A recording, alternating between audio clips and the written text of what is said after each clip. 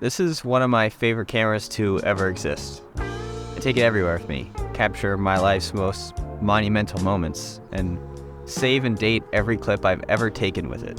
I was once asked if my house was on fire and I could only save one thing, what would it be? And it would without a doubt be the hard drive that holds all the impromptu raw clips that I've taken throughout my whole life. It's the proudest collection that I own. And this is my Mexican replacement phone after mine was stolen. It's plastic, it can barely do anything in under 5 minutes, and it has a pretty abysmal camera. Just watch how long it takes to launch an app.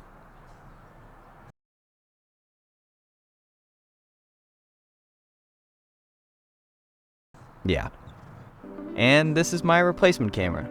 After that was also stolen. And here's how it happened.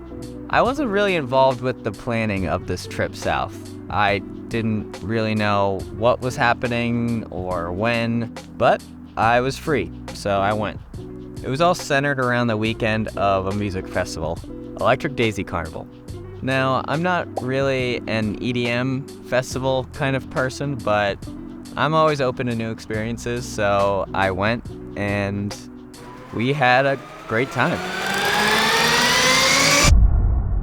I mean, I knew this was a big festival, but I had no idea it was this big.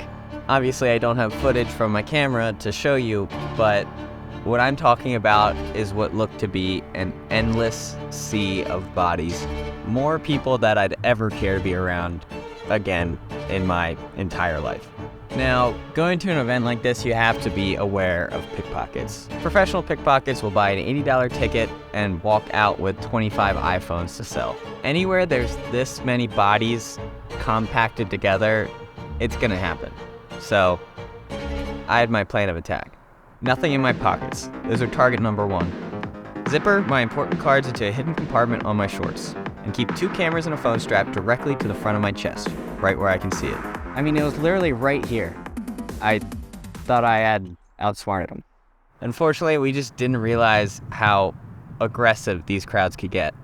We already moved back from the crowd once because of how dense and unpredictable it was getting, but we were completely unprepared for when the biggest act of the night let out and 100,000 people began stampeding towards other stages and bathrooms, and we were caught in the crossfire. Everything broke into absolute chaos. It was every man for himself. Getting pushed and plowed into dozens of bodies at a time, just trying to find a current and not lose the people I was with, while also avoiding getting crushed or trampled. I only had one thing on my mind: get out of the crowd safely with the girls I was with. And once that was successfully completed and we had a chance to catch our breath, I looked down and my pouch was zipped open. In that moment, it was hard to even be mad.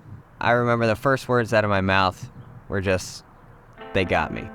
My camera and my phone were missing. They got me when I was most distracted and did exactly what I went in there to avoid. And I never saw it coming. It's kind of funny because I've always handled these situations pretty well.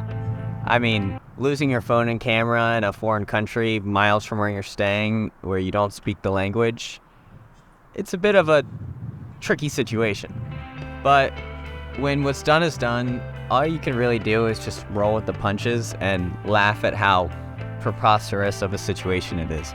It reminds me a lot of just a month prior when I took that road trip to Vermont to go skiing. It was our last day on the slopes, and we had this beautiful ski-out parking spot where we were talking about how lucky we were to have it all day. And after our last run, we get back to my buddy's car and we realized he had lost the keys. And I just could not help but laugh at the situation.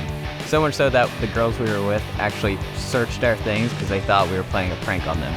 But, you know, one step at a time. We had some snowboards and boots to return before dusk, so some people had to go shoeless for a little bit. Danielle gave strangers her boots to return. But I have pants to keep my toes warm.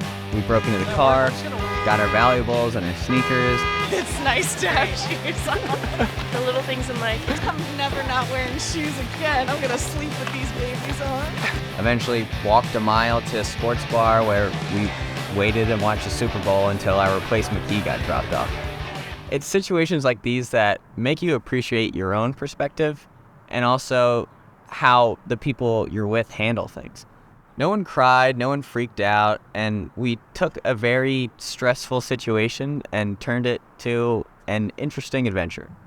And as far as my camera goes, those can be replaced. I immediately ordered a new one just because documenting my life in this way is just too important to me. Actually, the last time I went skiing, I was on the lift with my buddy, and we were talking about losing a GoPro last year on the slopes. Joe had a GoPro on. Yeah. Face plants, loses it. That On the way sucks. up, and the lift gets closed for the day. That really sucks, Someone got dude. hurt. Being a camera guy, sometimes you just gotta learn to accept shit happens. Like Yeah. I put my cameras in so many precarious situations. It's amazing I haven't like lost or broken more. Yeah. I mean, they're tools. I'd rather get the shot and like have to get a new camera than like just never want to take my Yeah. camera anywhere. No, that's a great perspective. So after this whole experience, I ended up getting a new camera. I got a cheap Mexican cell phone, added a little more debt to my trip expenses. I got a funny story to tell and look back on with friends, and a reminder to always take that shot, because cameras can be replaced, but memories can't.